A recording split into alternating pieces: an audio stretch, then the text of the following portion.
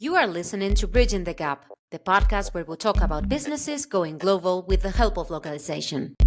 Stay tuned to meet the marketing, product, and software experts that make brands international and learn strategies to speak your customers' language. So, hello there. Welcome to Bridging the Gap, guys. How are you doing? Hi, Marta. I'm great. How are you? I'm good. I'm very happy we have Kareem Ennassag today with us again. And I think I pronounced it wrong again. I'm so No, sorry. you're fine. Kareem is fine. Kareem is fine. That's good. Very good. Okay. Thank you. So, for those of you who didn't listen to the previous episodes, Kareem is the technical directors at the LangOps Institute, and we were talking about language operations, what that means, and how you have to prep for localization in advance. And we felt like we should talk a little bit more with them about specific challenges we have with language operations, and one of them is RTL support, right to left support. And for those of you who don't know what right to left support is, Kareem, we would gladly listen to you talk about the basics of that in case some of our audience doesn't know. Yeah, absolutely. Thank you for having me again. It's always a pleasure to be here. So, right to left support it refers to right to left, what we call languages, mistakenly. But the fact is, languages don't have a direction. It's the script they're written in that is the direction. So when we refer to RTL, are the scripts that are written from right to left. The most common known scripts are the Arabic script and the Hebrew script. Arabic script is used in other languages like Farsi and Urdu and other similar. And Hebrew is known, of course, for Hebrew. And there are other languages that used to be right to left or can be written right to left, but it's no longer so. So, for example, I know Japanese can be written right to left.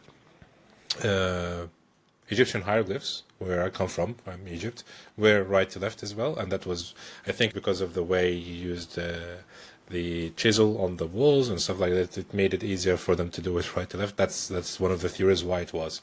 So overall, there is about 12 scripts that are written right to left with about 250 languages that cover them in different areas of the world.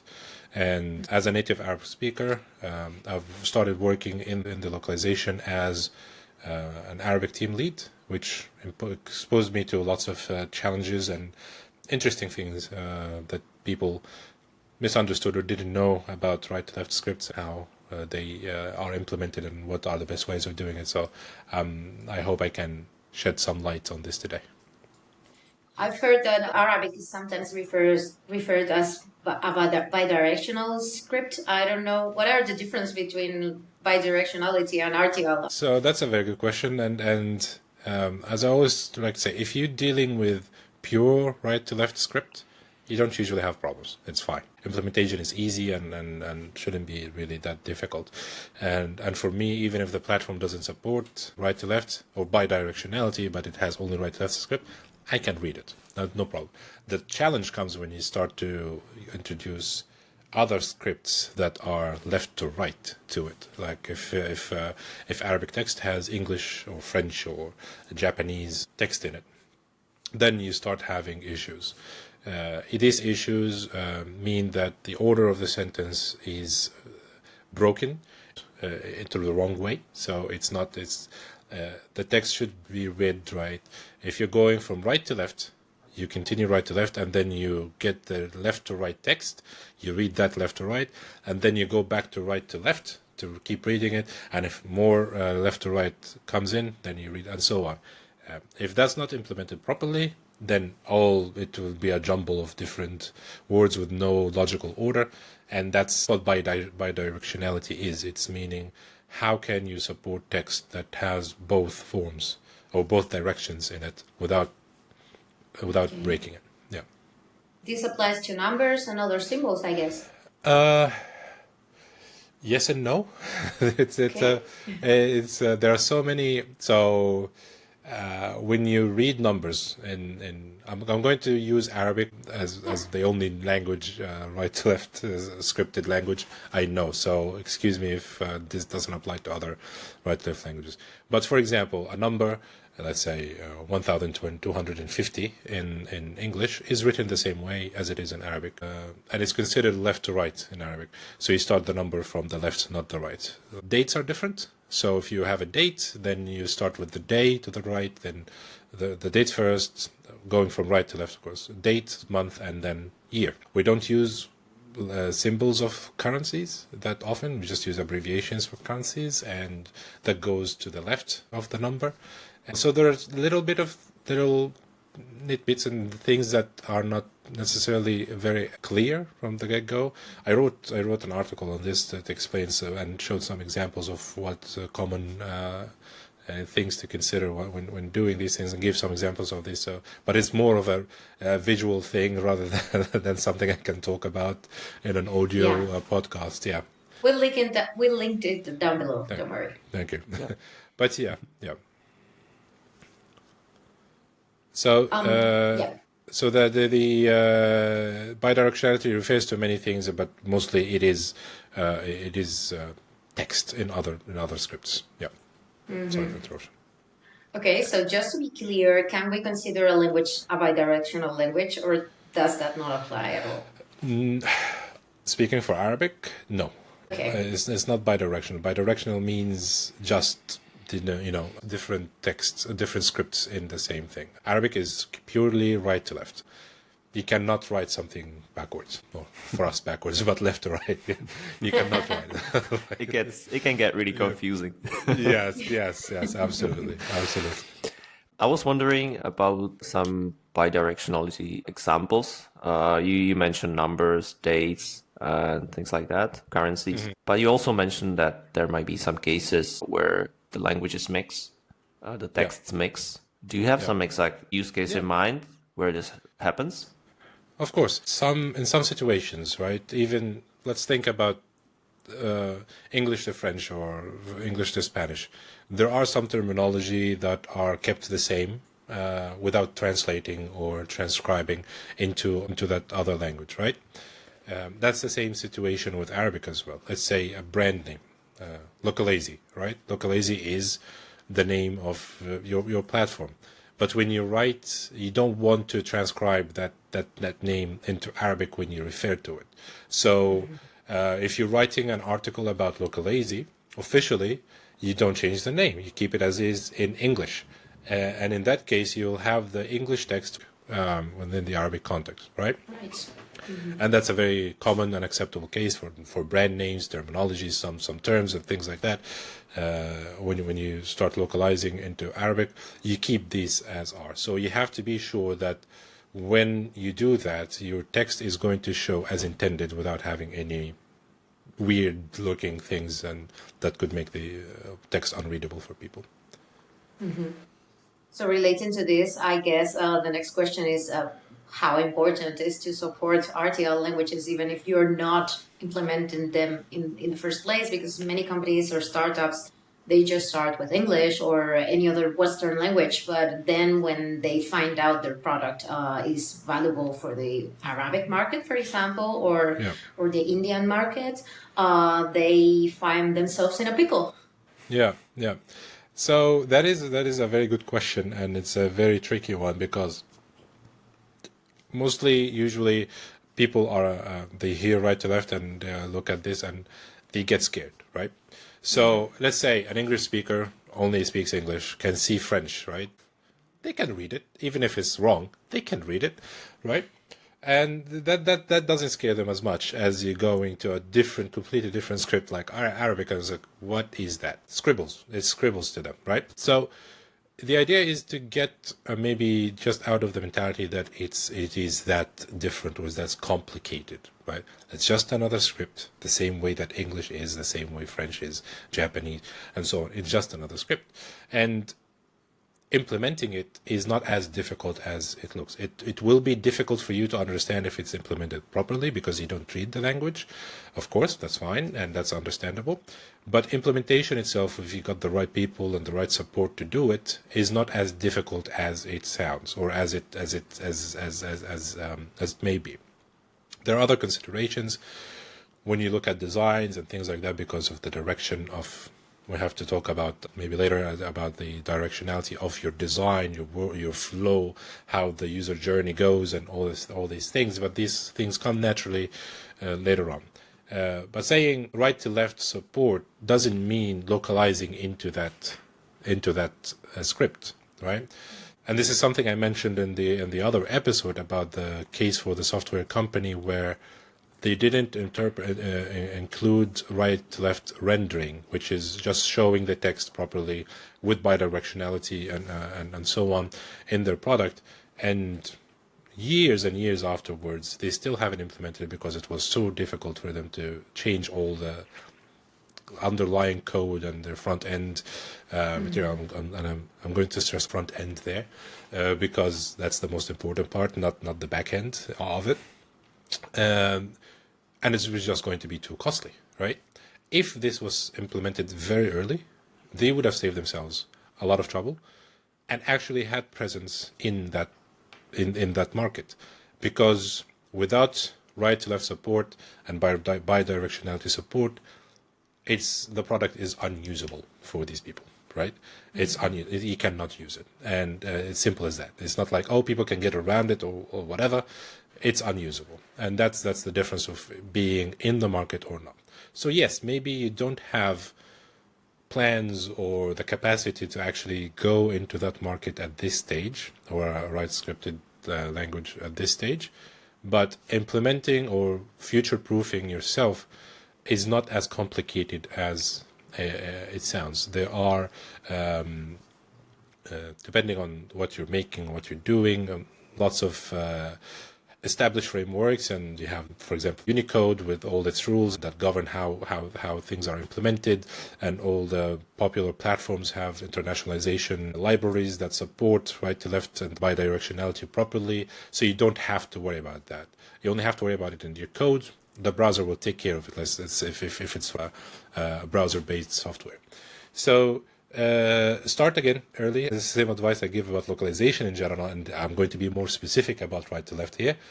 Start early, implement it early, put it there. You don't have to use it. You don't have to go full on that market, but you will thank me when you do that. And a few years down the line, you say, okay, there's an opportunity in that market, and I can go there. Just like that, well, not just like that. There's a lot of translation and localization works done, but your technology supports it. It's just a matter of adjusting your content to it. Yeah, because it's kind of difficult to convince someone who's working, for example, in Europe or in North America to just test out how Japanese or Arabic is supported in the early stages. Yeah. It's not easy. It's not easy to do, but we like to listen to people who have experience, and we have the experience. Not to brag or anything, but we do, right? We have lots of experience with this, and we've seen it so many times. As special as you are in that area, you're just like anyone else. You can't cheat the system. You cannot cheat the rules. You have to do this, otherwise it will come back at you and just make it a lot worse. Just like any any technical debt, right? And technical debt is one of the worst nightmares of technology companies, right? And it happens all the time, and it just keeps accumulating. And this is one of them. But if you fix it early, you take care of it early, set it in your framework, set it the basis for it, it will be a lot easier for you to fix in the future. Yeah, and it also depends on let's say, the components you use. Sometimes companies use like rich text editors or things like that are ready-made and just plugged into their product. So they have to choose wisely, right? Absolutely. If you're going to use like an off-the-shelf solution, let's say, make sure it does that. It implements that. You don't have to build everything yourself, but yeah, please do your research. Make sure that it's proper multilingual. It supports the right things for you and does the things that you need to do. Yeah, absolutely. So to me, it sounds like it's mostly of a matter of education, especially at the beginning, just to know about these issues. So usually the developers are those who are making the decision which tools will be used and how things will be implemented. Where can people find more information or more resources on this. Yeah, that's it's a lot easier than people think, really. So you can start by learning the differences between right to left and left to right, for example, through Unicode and W3 organization, which have excellent resources on bidirectionality and right to left text and how they integrate together, and so on. So that's a very good start, very good place to start. And then you have other resources that talk about specifics of doing that. For example, Microsoft, Google, Apple, all of them have proper right-to-left support materials on how to integrate it into their processes, the different languages they use, the different platforms they use, and all these things in a way that will give you a very good head start into implementing that early on for your apps, for your websites and things. And that's free. You don't really have to pay for anything. All these resources are very, very free and can be accessed with a quick search online. So yeah, it's make sure that the technology you're using has ITNN support libraries that support right to left properly, have proper support. It is an important step when you choose which platform or which framework you're going to work with to develop your product, to know that it's going to support you properly at when the time comes. Otherwise, you're going to have to rewrite everything or just give up on going to other markets. Yeah, thank you for this. No worries. Yeah, I wanted to ask Hamza actually because he's very close to the product and the support daily. And I think we get kind of these situations where companies and clients don't have the adequate RTL support from the start. I don't know if you had anything in mind, so our audience can listen to some case studies. Yeah, the reality is usually messy, so that's why I already asked Kareem to share some resources, because people start on a really let's say basic setup. So we have customers coming to us with an Excel sheet, for example, and that's how people start, because it's a natural way of managing things, and it can get quickly really messy before you actually even notice, and then you have a problem, right? But anyway, it's a good start. You have to start somewhere, and you have to educate yourself how to do things right. I think Excel actually, I was going to be frank, Excel is one of the a great tool that actually supports right to left and bidirectionality very well. Microsoft do it very well, so that's not too bad. Hot take. Yeah. Well, if you're a user and you want to properly view right to left text, Microsoft Excel or spreadsheets or Word or Google Sheets or Google Docs or Word, all of these products do a very good job supporting these things. So, yeah, it's point to them, absolutely. Okay, we were actually mentioning design and implementation for design. I was wondering, Kareem, if you can just walk us through what are the consequences of having a bad UX without RTL support? Yes, again, it comes back to usability, and if it's not properly implemented or properly done, a website becomes very unusable or jarring. If you have the tools and if you have the knowledge, you can just go to any website right now and play around with the HTML. There's a direction attribute there that usually goes left to right or auto or something. Go change on an English website, for example. Go change that to right to RTL, and see how it looks. Right, just as a visual demonstration for yourself. That's something you can do with the inspect mode. Change it to right to left and look how that looks like. See how that looks like, and if you feel that's comfortable or not. The idea is, just like the script flows from right to left, your journey as a user also flows from right to left. You start from right and end at the left. Diagrams, for example, if you have a workflow or diagram, your first step is to the right, not to the left, unlike in English. If you are going to do a visual design, and in English, it makes sense to add the text to the left and the image to the right. It would make sense to add the text to the right and the image to the left in an Arabic context.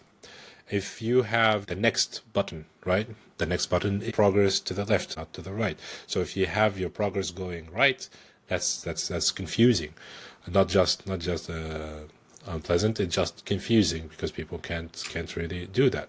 There are things that you wouldn't change, but you can just use that. There are so many nuances to right to left. For example, I like to use this example. Imagine you have a bunch of papers, right? And you're going to staple it or put a paper clip on it, right? Or to group them together.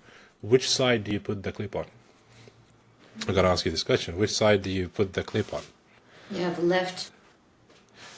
Yeah, and for Arabs, it's for Arabic users or left or right to left users, we put it on the right. That's the natural way because that's how the page ends at the bottom left, and we flip it to start from the top right.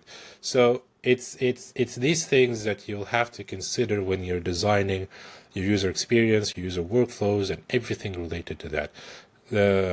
If your website or product is simple enough, a simple mirroring, what they call mirroring, which is moving everything to the right, could do, right?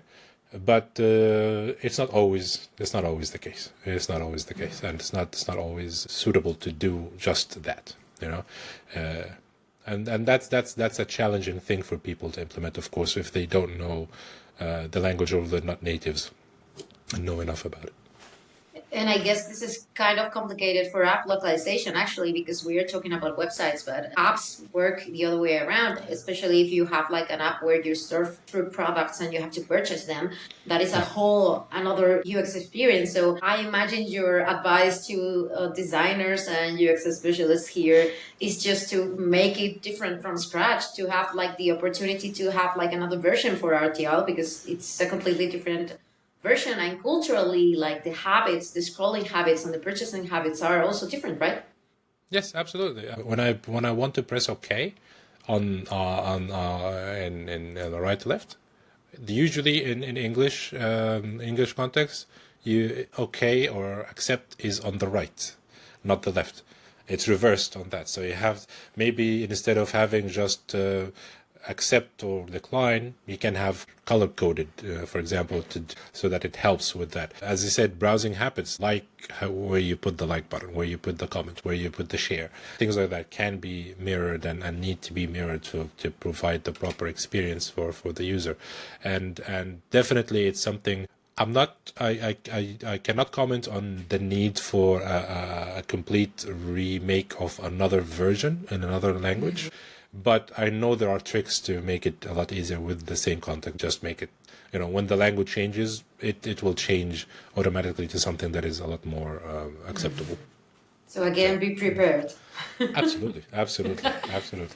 Yeah, luckily these days we have so many new features from the Vue 3 standards, and CSS really well supports reordering elements and things like that, only by styles. And this really makes things easier to switch the layouts dynamically based on the language. So these things are really possible today, I would say. It was much harder years ago. It was, yeah. It was, yeah. So, yeah. Yeah.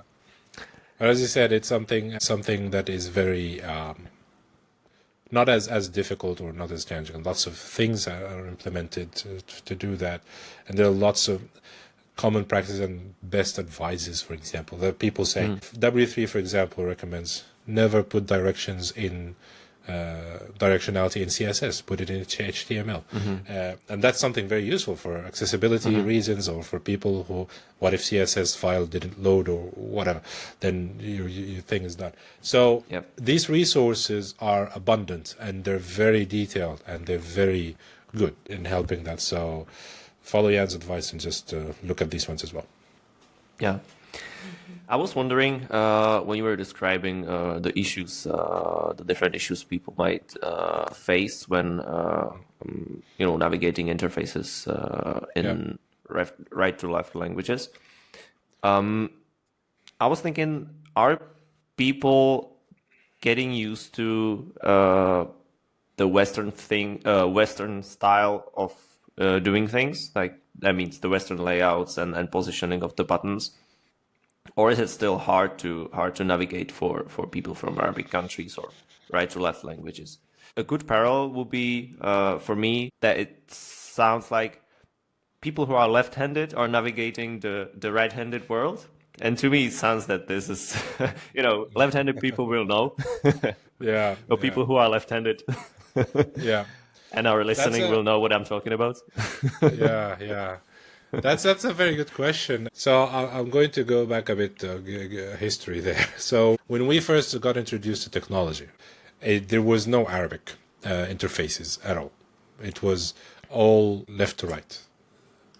So when we learned the technology itself, I'm talking about my generation, we learned the technology.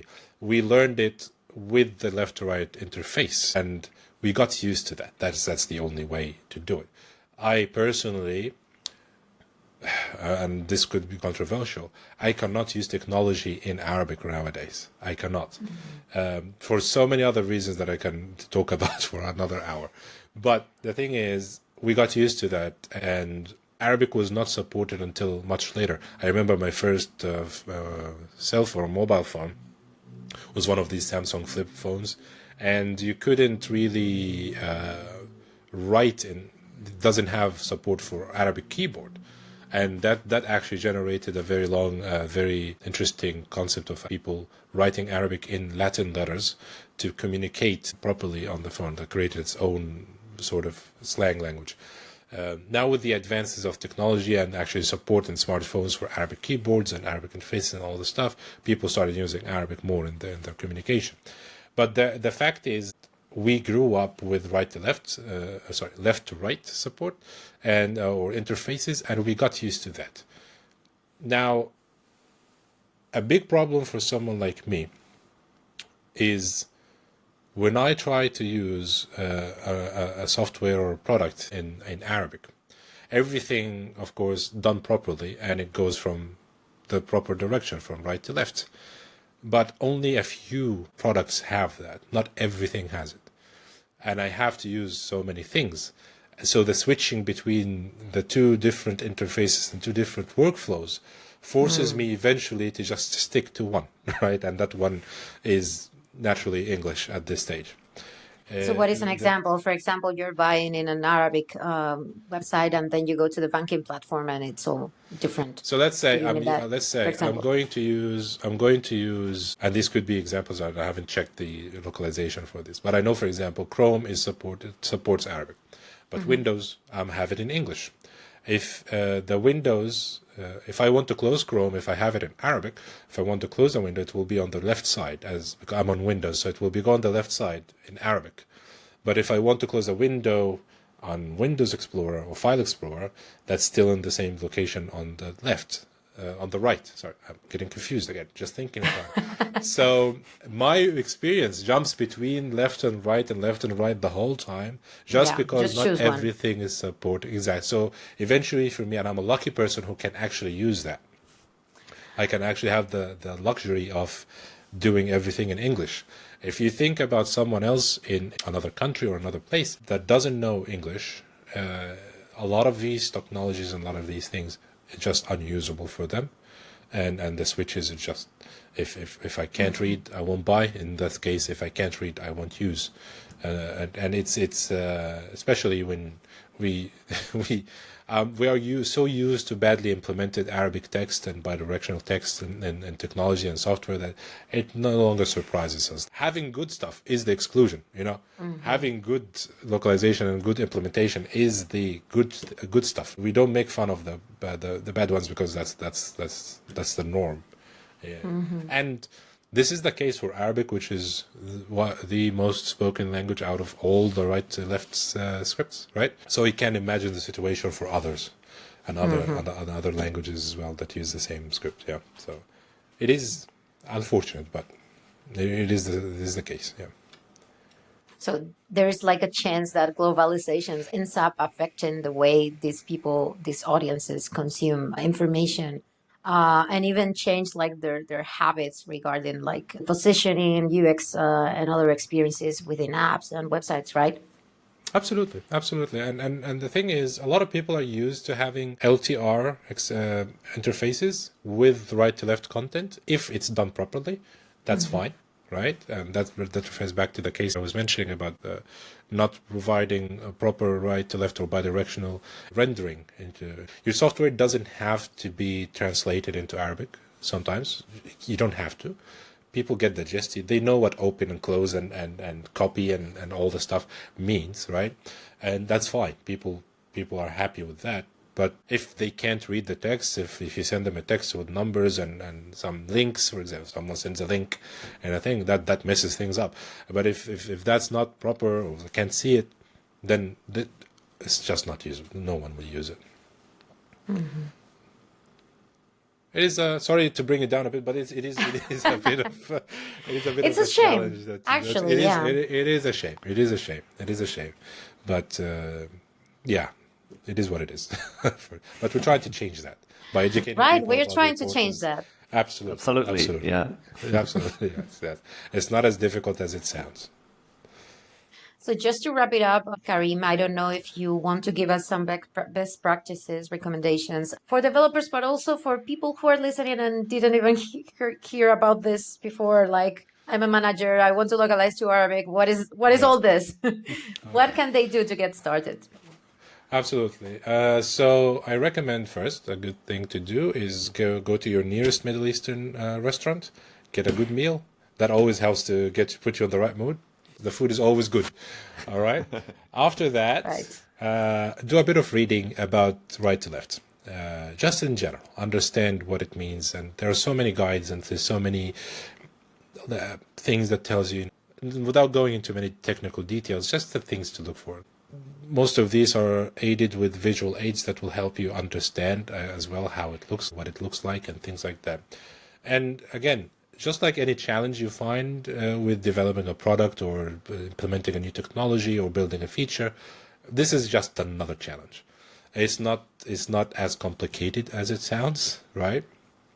There is an added difficulty of not knowing the language, and I wouldn't expect you to learn the language just to do that. But there's more than enough help out there for people who need that. Do some research, understand the basics, and so on. Implementing the platform or implementing the solutions in your product early on is also not as complicated as it sounds. There's existing guides on how to do this. Unicode does a great job with the W3 schools. W3 organization does a great job of that. As I mentioned, Google, Microsoft, Apple, they all have comprehensive guides on how to implement that for your app and how to do it, even if you don't speak the language. So they do a fantastic job with these things. So go there, do some research, and you will find that it's just like a couple of checkboxes, and there you go. Once you're ready, then you can, of course, ask for native support. Probably have a native or neighbor who knows how to read it. Just look, does this look right? If not, how to do it? And people will be more than happy to help you with us. Say, okay, no, it just needs to be done like that and this way. And don't be scared. Don't be scared. It only looks scary because you can't read it. And that's fine. Japanese is very scary for me. Chinese is very scary for me because I cannot relate to the script. But once you start learning and doing that, it becomes a lot easier to relate to it and solve the problem. So yeah, start early, start small. You don't need to go big. Start early, start small, invest a little bit into it, but it will save you a lot of trouble and will give you an upper leg on a lot of other companies that don't do this. That's a huge market we're talking about that has this. I'm not just talking about Arabic. I'm talking about anyone who uses right to left scripts, and that's about 900 million people in the world. You don't want to, you don't want to miss out on that. Yeah. No, Yeah. absolutely not. Absolutely not. Thank you so much. That's brilliant advice, Kareem. Thank you. Yeah. Thank you. This is the best way to end. We don't have anything else to add. Kareem, thank you so much for your tips. I can talk more if you want, but no, that's it. This has been a great second conversation. In the future, we will have to have you for a third, I fear. So thank you so much for joining us, for all your was a tips. pleasure. And all the resources will be down below in the description box. So please check them out. Everything that Kareem has mentioned will be there. Yeah. And please reach out to me on LinkedIn, search with my name, and you can find me there. And we'll be more than happy to answer your questions free of charge. No, I don't charge for this. I love it so much. I don't charge for it yet. So get in early, okay? Yet, yes. Yet, yeah, that's the key word. Okay, Awesome. guys, so thank you so much for joining us. Kareem, thank you so much for No being worries. here. Thank you. Jan as well. And see you in the next episode of Bridging the Gap. Thank you for having me. Bye. Thank you so much. Bye-bye. Bye. If you like this episode, please follow our channel and add it to your favorites so you don't miss the next conversation. You can also follow us on LinkedIn and YouTube for updates and bonus content. Until next time, stay curious.